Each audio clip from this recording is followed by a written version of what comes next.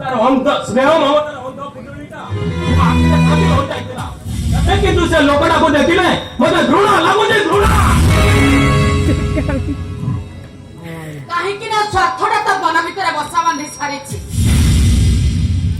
ଆଉ ସେ ମଣିଷଟାର ସ୍ନେହ ମମତା ନିକଟରେ ଧନ ସମ୍ପତ୍ତିର ଲୋଭ ତ ଆଖିରେ ଅନ୍ଧ ପୁଟୁଳି ବାନ୍ଧି ଛାଡ଼ିଛି। ଖାଲି ସେତିକି ନୁହେଁ, ସେ ଯେତେବେଳେ ତା ହଜିଲା ସଂସାରକୁ ପାଇଯିବ ଆମ ମାନଙ୍କୁ ବଡ ଦାଣ୍ଡକୁ ପଠାଇଦବ, ଆଉ ସବୁ ସମ୍ପତ୍ତି ତା ପିଲାଙ୍କ ନାଁରେ କରିଦବ।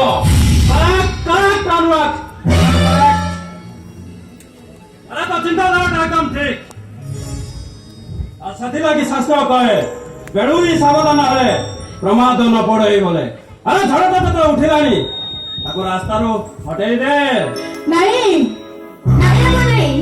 ଆରେ ତୁ ସେମିତି କହ ନା। ଯୋଉ ମଣିଷଟା ନିଜ ପରିବାରକୁ ଭୁଲି ନିଜ ସୁଖ ସଂସାରକୁ ଭୁଲେଇବାକୁ ମଣିଷ କଲା, ତାପରେ କେତେ ବଡ ଅବିଚାର କଲେ ଧର୍ମ ସହିବନି ରେ। କାହିଁ ସିଏ ଯେତେବେଳେ ତା ଫ୍ୟାମିଲି ପାଇଁ ଏତେ ଅନ୍ୟାୟ ବିଚାର କଲା, ତାକୁ କେମିତି ଧର୍ମ ସହି ଭାଇ ପରମିତ ପାଇଁ ସେ ବଳି ପଡି ଯାଇଛନ୍ତି। ବଳି ଆଜି ବି ସେ ଅନୁରୋଧ ଫ୍ୟାମିଲି ପାଇଁ ବଳି ପଡିଯିବ। ଭାଇ ବାବା ବାବା ବୋଲି ପାଣି ପିଉନାହାନ୍ତି। ସେ ଭାଇକୁ କାଉଁରୀ ମନ୍ତ୍ରରେ ବଧ କରି ରଖିଛି, ହେଲେ ମୁଁ ତାକୁ କେବେ ଛାଡ଼ିବିନି।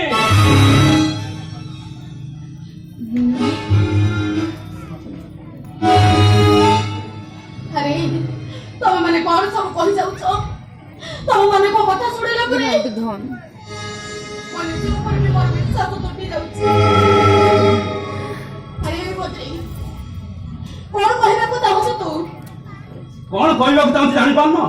ସେଇଟା ଗୋଟେ ବାହାର ପିଲା, ତାକୁ ଉଠେଇ ଆଣି ମୁଁ ଆମ ଘରେ ଆଶ୍ରୟ ଦେଇଥିଲି, ହେଲେ ସେ କଣ କରୁଛି? ସେ ଆଜି ମୋ ଉପରେ ଜବାବ ଦଉଛି।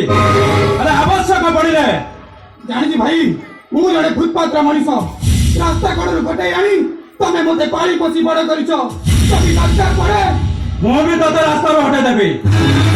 ରାସ୍ତାରେ ଯିଏ ପ୍ରତିବନ୍ଧ ପାଇକି ହବ ତାକୁ ମୁଁ ବର୍ବାଦ କରିଦେବି। ସବୁଦିନ ପାଇଁ ତାକୁ ମୋ ରାସ୍ତାରୁ ମୁଁ ହଟେଇ ଦେବି।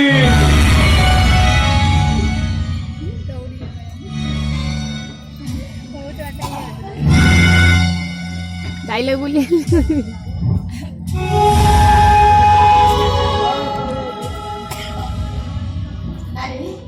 तारी कथारे तू कोन मनौणा करछु?